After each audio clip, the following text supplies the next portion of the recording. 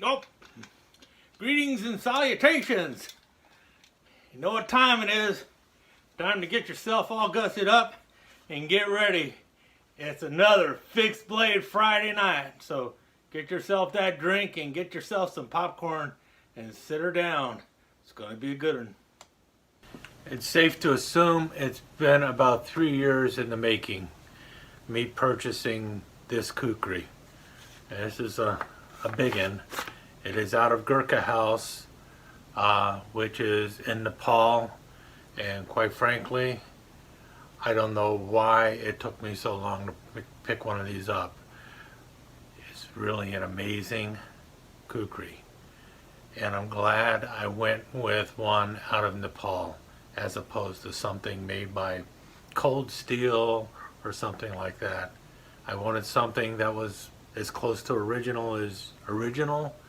And when you talk about this thing, it might be modern day, but it's an original kukri. The real deal out of Nepal. Gurkha House. And it's truly amazing. It's not the first kukri I ever bought, and it's not my first experience with a kukri.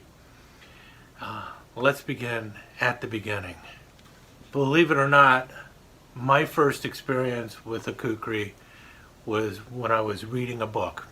I had never even seen a kukri, did not even know what a kukri was. But I was reading the book Dracula by Bram Stoker. So this is back in my high school days. And at the end of the story, they tell you how, well, Dracula obviously is destroyed at the end of the book. And it's interesting because in the book they describe that in order to kill a vampire or destroy a vampire, you gotta pound a wooden stake through his heart, cut off his head, and shove a bunch of garlic in his mouth and sew it shut. And that way your vampire is destroyed, according to Van Helsing. But at the end of Dracula, that's not the way Dracula is dispatched. Basically, two of the protagonists of the story, Quincy the Texan and John Harker, the love interest of Mina in the story, and the true protagonist are the ones who end up killing Dracula. And Quincy ends up shoving his big old Texas buoy through Dracula's heart, and John Harker takes off Dracula's head with a kukri. So it's a pretty brutal way to go. But he was dead already, so. And he was also evil. So, you know, dispatching evil with a kukri, gotta be cool. I always wondered about that because if he wasn't destroyed correctly, is that why Dracula keeps coming back? In any case, that was my very first experience with a kukri, reading about it and Dracula by Bram Stoker. Really great book. If you have not read it, you should read it. Fast forward a couple years and I'm in college, ROTC, and a fellow cadet and friend of mine brought in his kukri one day because that's what cadets do. They go around bringing in kukris to college back in the 1970s. In any case, he showed me his kukri and I finally saw what a kukri was, and it basically looks similar to this, except his was the one used by the Gurkhas. It was I don't know what year it was made or anything, but it was a #1 service kukri for the British Gurkhas. And he picked it up at a pawn shop for like $5-10. Thought it was cool, so he brought it to school one day and showed me his kukri. First time I ever saw one, it's like, man, that's a pretty badass blade. And that was the first time I actually saw a kukri. And never really thought too much about it until I really started in earnest collecting knives. And that was several years after I got out of the Army, actually. I had been collecting a little bit, but the idea of picking up a kukri, it wasn't high on my list, let us put it that way. In fact, up until about 10 years ago, I really had no desire to own a kukri. They're big, they're heavy. I have better machetes that I use, so I didn't really have a need for a kukri. But then this little knife showed up. Definitely not a kukri. And it's just a little souvenir dagger out of India. It's got a like a blue felt cover with some gold thread there, brass tip, a little brass throat for this wooden scabbard, and then you see the brass pommel and brass guard up here, and what I believe is a horn handle, and it's just a little blade, and it's just a little souvenir knife out of India. And we see it there, that side and that side. And I received this knife probably about 10 years ago. My sister brought it to me, and it came from my aunt. And according to my aunt, she got this knife from my father, who was basically in the Air Force at the time and had gone to India. And he came back from India, and she said, "Did you bring me anything?" And he gave her this knife, this little souvenir knife out of India.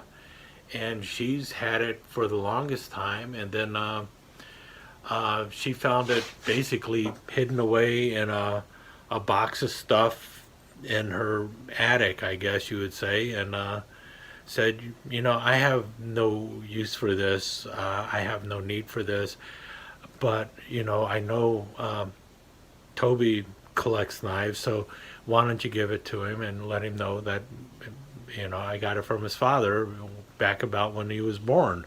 And so she gave me this knife, and I thought, that is really cool.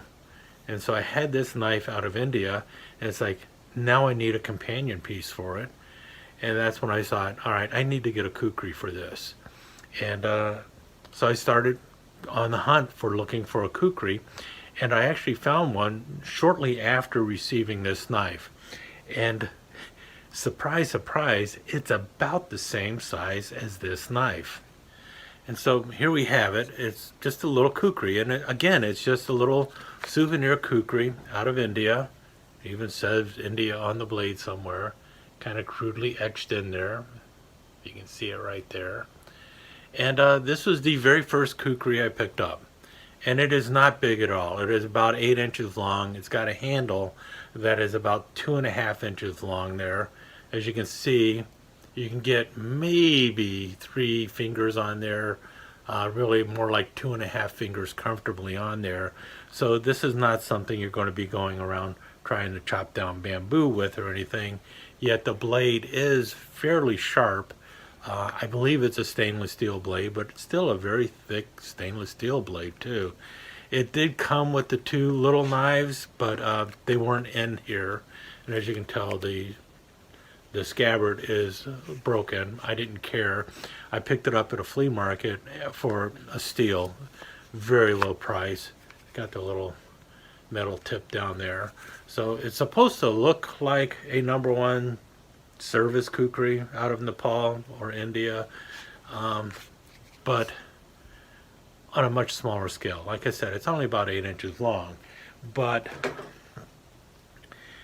as for being a companion piece for this knife, you know, not a bad little companion at all.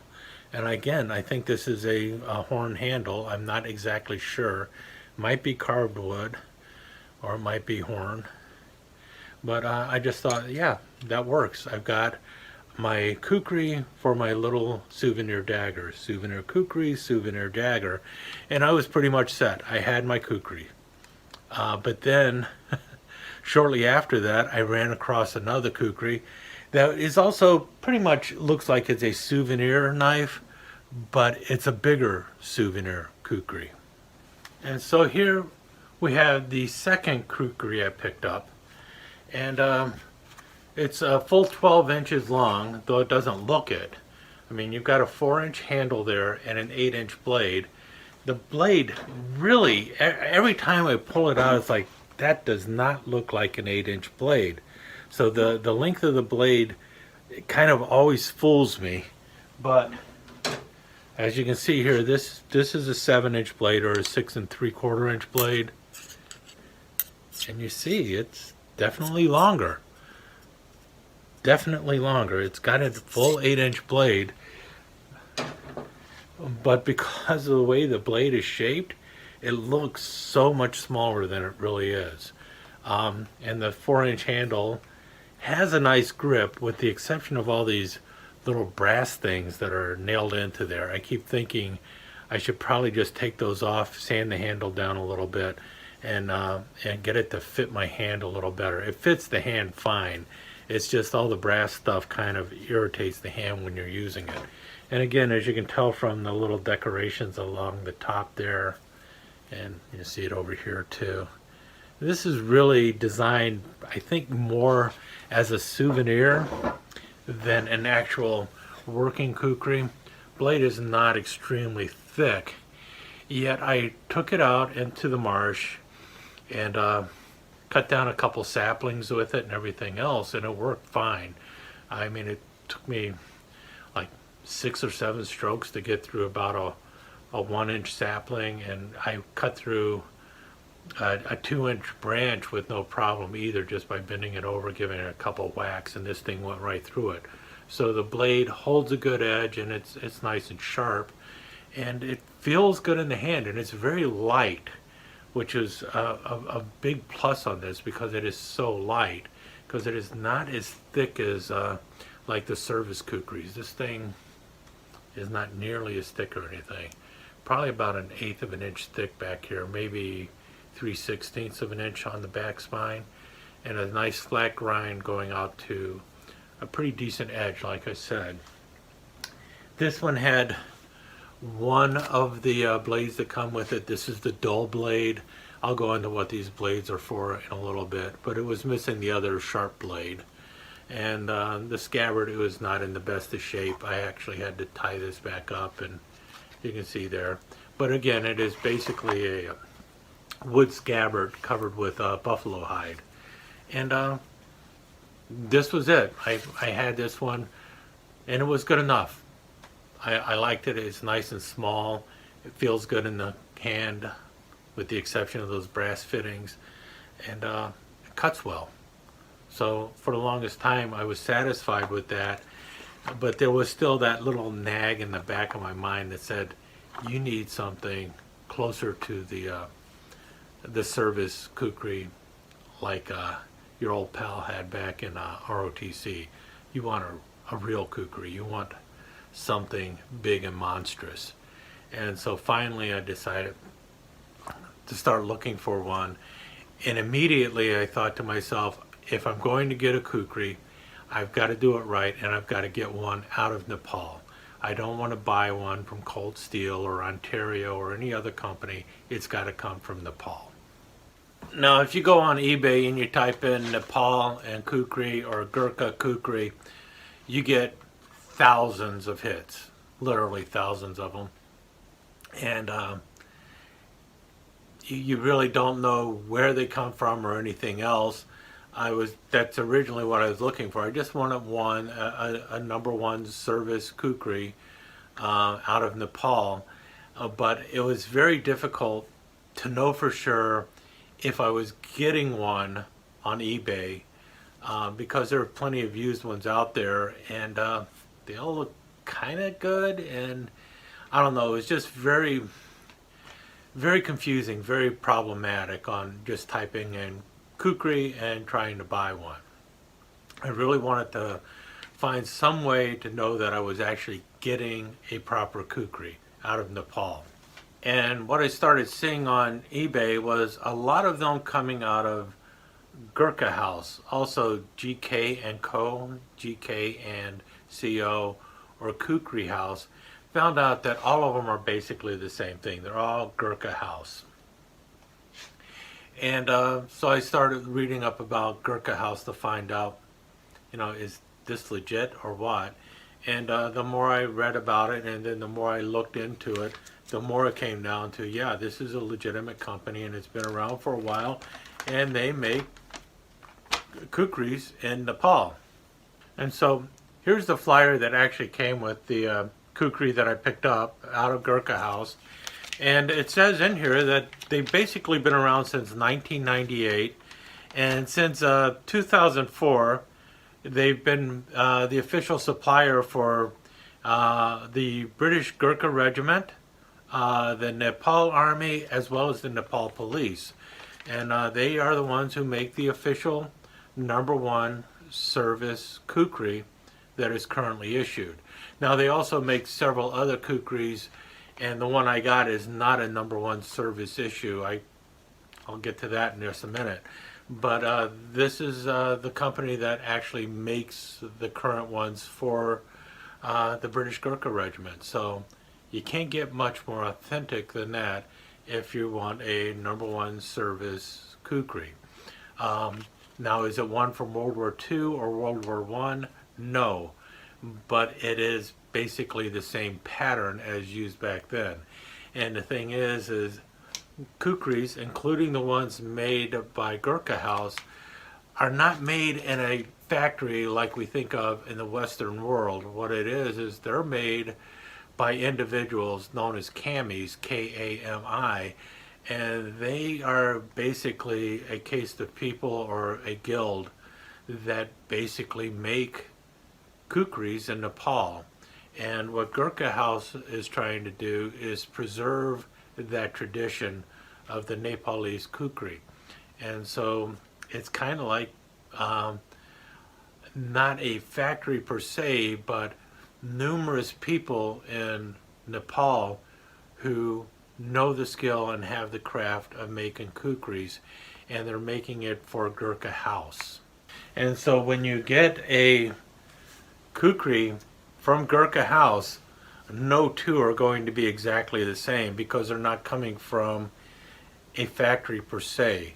Each one is individually handcrafted. Now, in the description, they mentioned that there are certain people who might be making handles and other people who will be making the blade, and maybe someone else is making the scabbard. But each one is kind of specialized in what they're doing, and then they turn out this item. So, and each kukri takes about a day to make. And they're being made throughout Nepal by different people. So it isn't like just one person churning these out, but it's hundreds of people possibly churning these out for Gurkha House in small little forges throughout Nepal. And somebody else making the sheaths, and somebody else possibly carving the handles or something, and then them getting all assembled together. So no two are going to be exactly the same.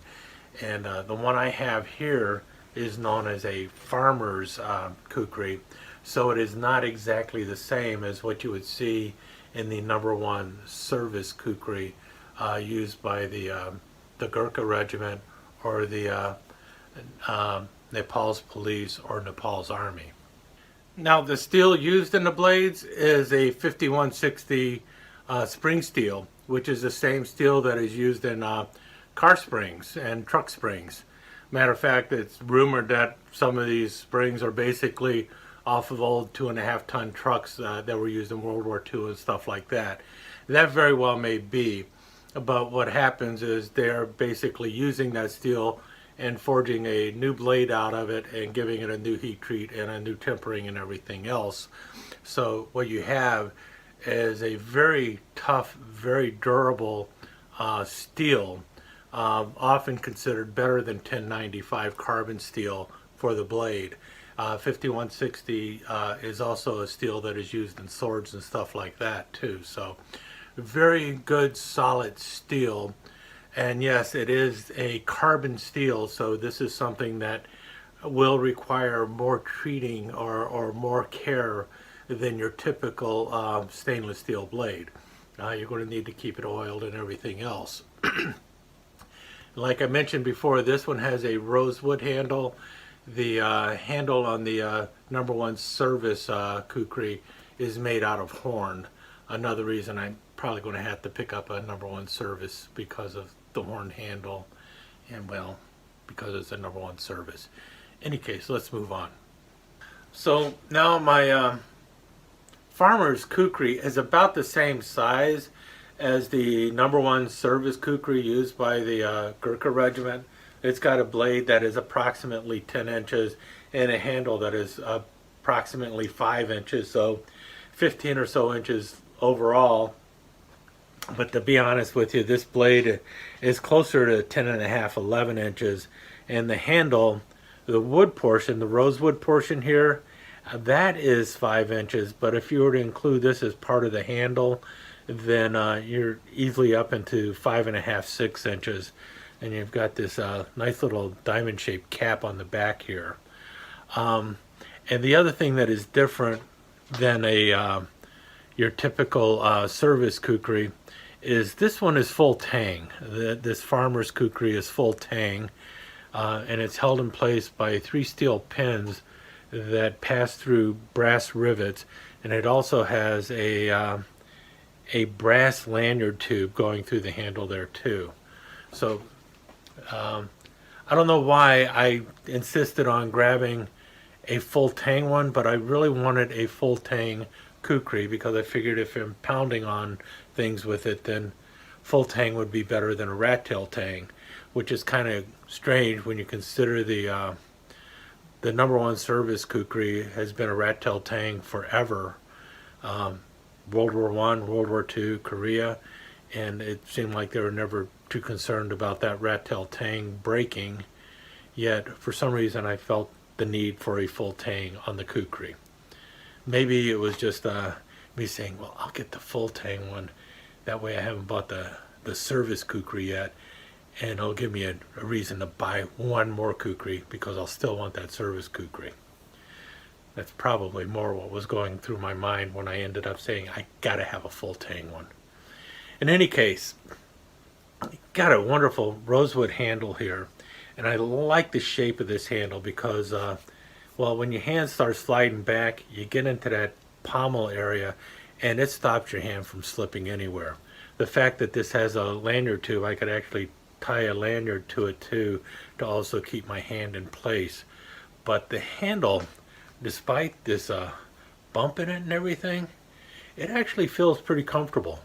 And that bump actually kind of gives you a place to position your hand. So do you want 2 fingers behind the little raised area, or do you want 1 finger behind there, or do you want it all up in front? Also, this area here in front of this choil, or whatever you want to call it, this is also flat, so this is not sharpened at all. So you can actually grab up that far forward and still basically get 2 hands on there if you really needed to, or at least I could get 2 hands on this thing and really chop down hard if I needed to. So it's pretty well constructed, and it's nice and smooth around here.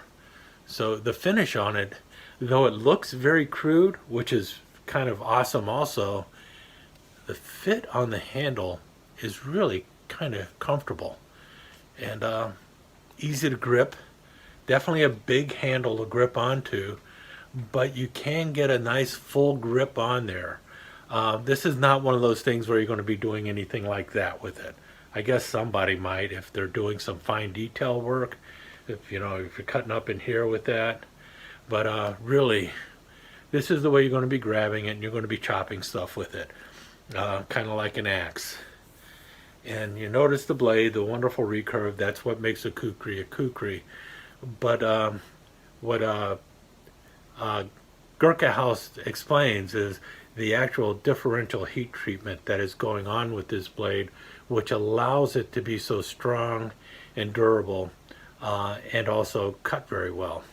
So the Rockwell on this, the HRC, the hardening or the tempering on here is different for different spots on the blade. So along the cutting edge, the HRC is 5860. So very sharp up or very hard along the edge of the blade so that it's going to hold a cutting edge for a long time. However, the midsection of this blade, and you can really see it easily on here because of the way you've got that very wide fuller here. This portion of the blade, it has a HRC in the 40s, so somewhere around 44, 45, something like that, 44, 46. So it's a much softer or tougher area in this area compared to the blade here, which is hard. This is hard, so it's more likely to chip. This is going to take a lot more punishment. You can beat on this portion. And then the actual spine portion of the blade here, it's down in the 24 to 30 range, something like that. So this is very tough, but there's no way you're ever going to sharpen it. This is not a portion of the blade that is ever going to hold any kind of edge. Matter of fact, once you get past that sharpened portion up here, where it's in the 56 to 58 or 58 to 60 HRC, once you get down into this part of the blade, if you were to actually use it that much to get it down into about a ½ inch into the blade, that portion of the blade is not going to be able to sharpen. So it is only the portion of the blade where you have the real cutting edge that actually is hardened to the point where it's actually going to hold an edge. The rest of this blade is just big, thick, heavy stock that you can beat on. So you can baton on this thing. You could probably hit it with other heavy things so that you could actually slice and cut into things with it. And it also means that the blade is much less likely to break when it hits something hard. So that's why the blade has the differential heat treatment going on with it.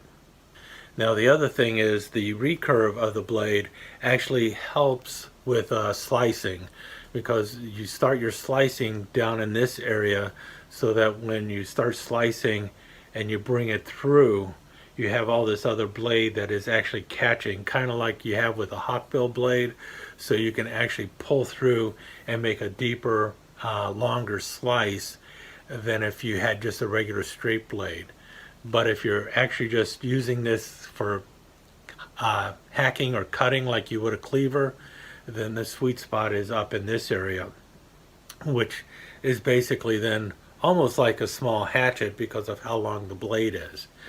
As for poking, it does have a point, but if you notice the way the handle is shaped, you're not going to be able to poke very well with it, because you'd be poking up at something, or you're holding it like so to poke, and that's really not the way it is designed. It is not a stabbing kind of weapon.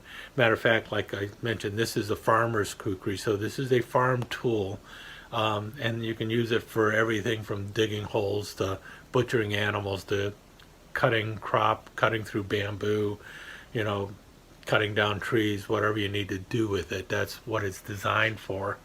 And that is also the case with the Gurkhas. I mean, while they are trained to use it as a weapon, its real purpose is a big utility knife. It serves the purpose of everything from their entrenching tool to their axe to even for eating, cutting food up for eating and such. So they know how to use it a whole lot better than I will ever use it. All I'll know how to do with it is basically cut things with it. Let's take a look at the sheath real quick, and the two little blades that come with the sheath. Okay, one of the reasons I also picked this up is because this was the sheath that was showing up in the description, and it's buffalo hide. Most of the sheaths are covered with some kind of buffalo hide, and I wasn't 100% sure, but I was hoping that the sheath that was showing in the description on eBay for this knife that looked like this is the sheath that I was going to get, and that is what happened. And the first, when I first got the knife, I grabbed the sheath here and I started pulling it out, and it would not come out to save my life. And this is usually what was happening, very hard to pull in and out. And I think, all right, man, that sheath is really tight. Well, the next thing I noticed is I read the instructions and they said you should grab the sheath down at the bottom and pull out the blade. And I did that and it came in and out with no problem. Now since then I have figured out I can move my hand up, but really, you see, you're more likely for you to have problems if you're holding it high up. For some reason, it just seems like if you grab it at the bottom, the blade comes in and out much easier than if you're holding it at the top. They said this is buffalo hide, and this was the only thing that worried me, is the belt loop, because if you notice, that is like paper thin and you can hear it cracking and everything. But I tell you what, that is some tough buffalo hide. I don't know if it's going to crack or not. If it does, then I will repair it. In the meantime, I'm going to use it. I'm going to try it out and see how well this works. It doesn't have any cracks, even though it seems dried out. I'm going to put some mink oil on it, see if that softens it up a bit. But it is on there pretty tight. And then this is all decorative here. If you notice, you got the little brass rings with these strips going across there. That's all decorative. This is just a strap that goes all the way around and then it's snapped in place there. And that's where it is all riveted together. And you see the buffalo hide stitched down the back here, and a little lanyard loop, or a little loop on the bottom for a leg tie if you want to put one on there. It's a wood sheath. What they said, it's a cotton sheath, so I think what it is it's wood covered in cotton or something of that nature, and then you have the buffalo hide over it. But I like that coloring. That was one of the reasons I wanted to pick it up. So it was, I don't like the black sheath that comes with the #1 service that has the little brass diamond shaped cap on the end. I'm assuming that that is to add strength to it and everything, but I looked at this one and it's like, I like that sheath. That one looks really good. And that's why I picked it up. And there you have that blade.